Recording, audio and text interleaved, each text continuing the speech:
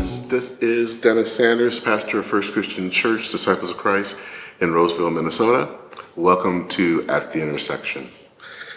So this week, people are talking really about the shocking shooting of Ralph Yarl.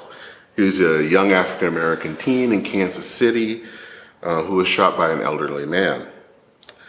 Ralph had basically went on an errand. He was going to pick up his siblings who were at another house. And it was just a case of him going to the wrong house. And an 84-year-old man shot Ralph twice. Once, I believe, was in the face. Now, there is some good news here that Ralph is expected to recover. The other side of that is that this elderly gentleman could face life in prison for his assault. And I should add, this is not really the only kind of shocking event that has happened in the last few days. There was another case of a young woman, a 20-year-old woman in New York State that was simply driving and turning around in a driveway and was shot by a 65-year-old man. Now, on social media, especially talking about Ralph Yarl, people have expressed outrage, which is not unusual for social media. And they talked about race, they talked about the role of guns and conservative media. And in some level, I understand the rage, but I think sometimes, especially these days, a lot of the outrage on social media doesn't really shed the light on problems, much less try to solve them. And I think that is something that we desperately need. And the other thing is as I was learning about this event, really what came to mind to me was the lack of trust in our society. I want to share a short story. When I was about the age of Ralph, I was in northern Michigan, and I grew up, as many as you know, in Michigan. And I was at a state park training with some other people on my cross-country team. And a bunch of the guys, it might include myself, we walked from our campsite maybe about 2 miles away to the lodge and hung out there for a couple of hours or so. And I remember I stepped away for a moment to use the bathroom, came back, everyone else was gone. The guys had basically, I guess, got to know some local girls, and they were taking them down to the lake, and so I was on my own. Well, I didn't want to follow them down some unknown path to get in the dark to get to a lake, so I decided I was going to make my way back from the lodge to the campsite. Now, of course, now it was late at night, and it was pitch black. Couldn't really see much in front of your face, and so I had to run down this road by myself. I was scared to death. Along the way, I stopped at this house. There was this house along the way. And so I knocked on the door, and this woman comes up to the door. And I can't remember, I think I may have even asked if I could get a ride to the campsite, just because I really didn't want to continue down the road alone. And you could tell that she was hesitant, kind of scared maybe. Of course, the ride didn't happen. I just kept running down the road. And luckily, I got to the campsite, and I was fine. But I have to wonder about what that woman was thinking. What was it for her to see this young black kid on her doorstep? Did she trust me? Did she see me as a threat? Luckily, nothing like what happened to Ralph happened to me, but I do wonder about that. On the other hand, I also think about another story. I think about my late father. And about 10 years ago, we were moving him and my mom from the home where I grew up in Flint, Michigan, to a kind of apartment complex, a senior citizen living apartment complex on the other side of town. Where they lived was just no longer safe. It was kind of dangerous. And as we were moving, Dad gave me this pistol. And I had realized it was something that maybe he had had for years, but had kind of kept it packed away. And I wondered, it was interesting that he, after so many years, all of a sudden it just appears and dug it up. And sometimes I wonder, did Dad dig up this gun that had been put away for decades? Maybe as a sense of self-protection. The neighborhood, as I said, that I grew up in, which was fairly safe in the 70s and 80s, had become incredibly unsafe. And here was a man now in his early 80s. He was in poor health. And I wonder if he may have had this gun out now to protect himself and his wife in an environment where he just couldn't trust people anymore. The thing about growing old is that it can be a scary prospect. A world that might have seemed benign when you were younger, all of a sudden is full of threats, both real and imagined.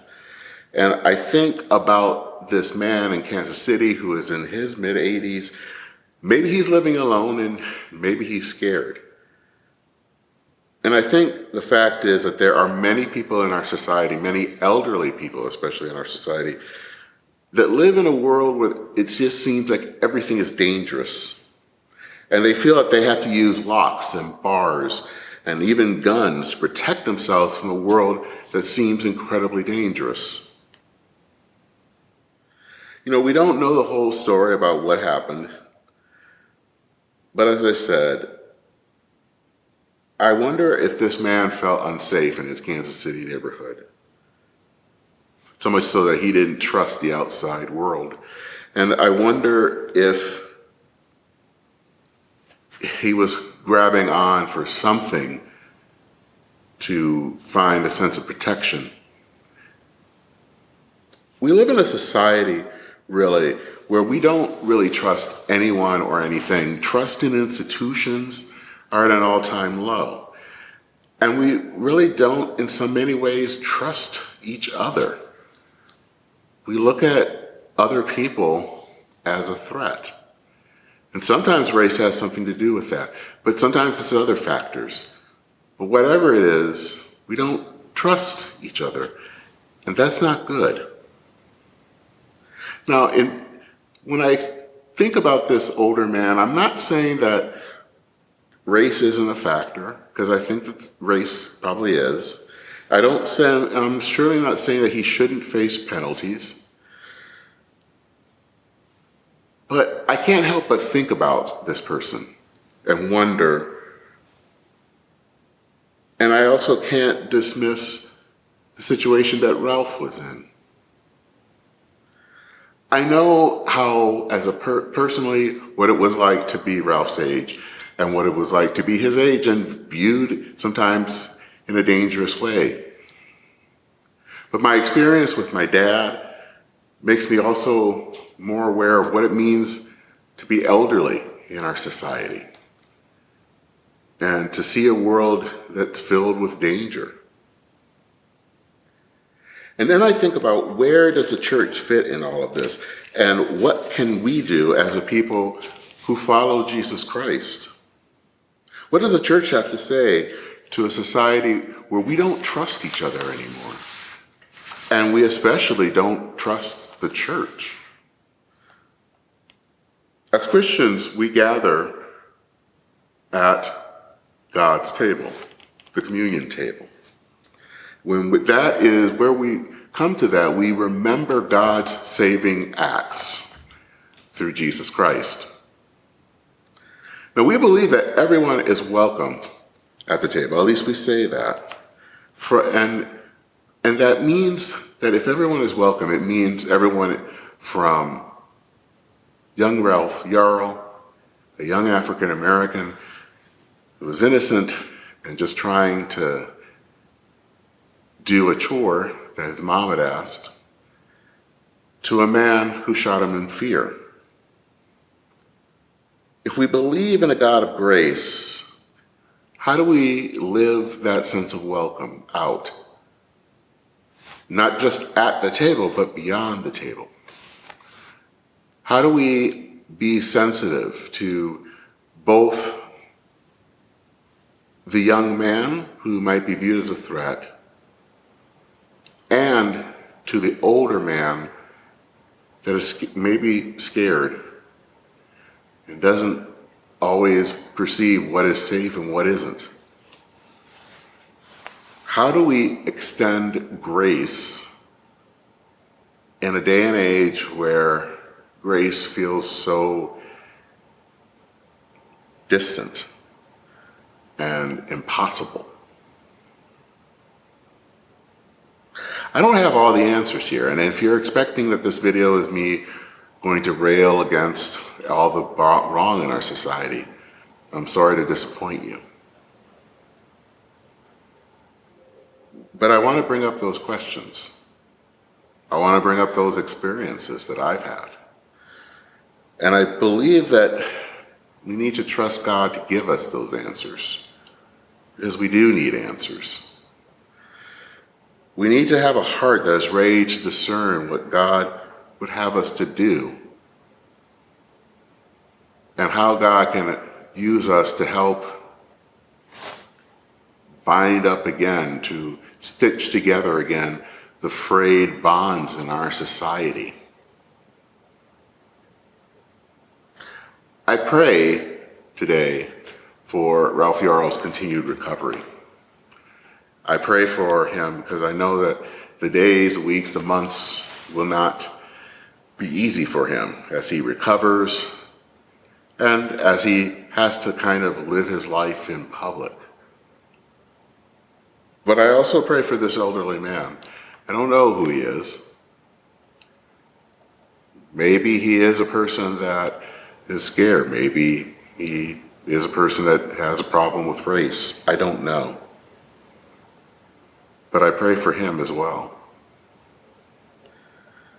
And I pray for the church, both this local congregation, but the church in general, that God will help us to discern what we can do and what God would have us do in this world that is so dominated by fear and distrust.